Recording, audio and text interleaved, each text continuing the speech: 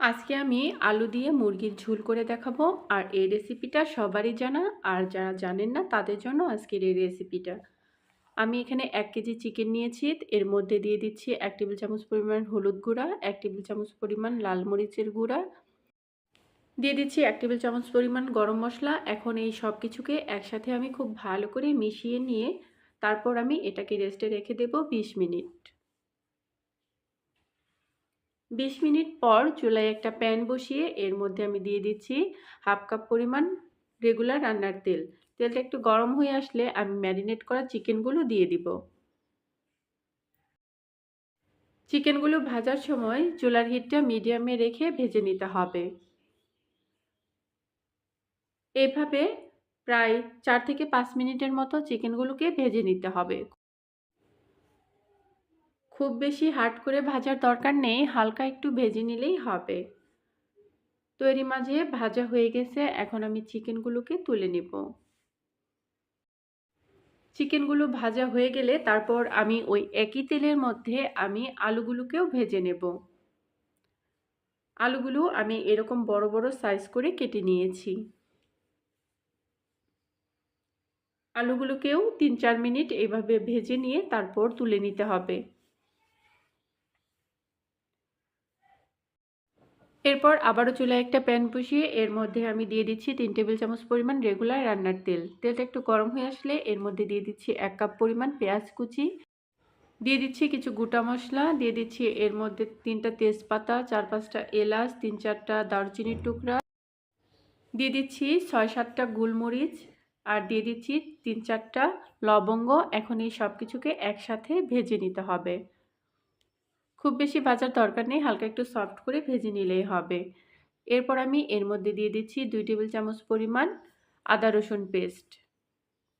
এখন এই আদা রসুন পেস্টটাকেও হালকা একটু ভেজে নিতে হবে, কারণ আদা রসুনের মধ্যে একটা কাঁচা স্মেল থাকে, এরকম তেলের সাথে ভেজে নিলে সেটা আর থাকে না।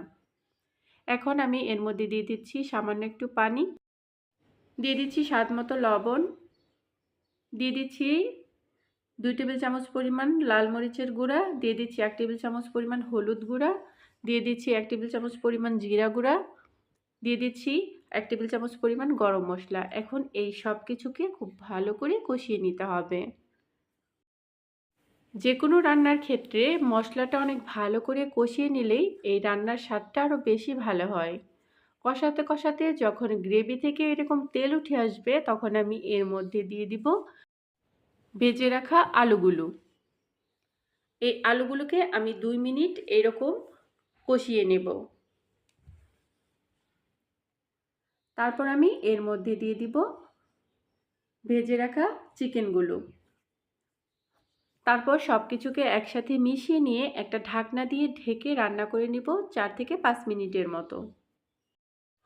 কিছুক্ষণ পর পর ঢাকনাটা খুলে একটু নেড়ে দিতে হবে, যাতে মশলাটা নিচে লেগে না যায়, সেদিকে লক্ষ্য রাখতে হবে।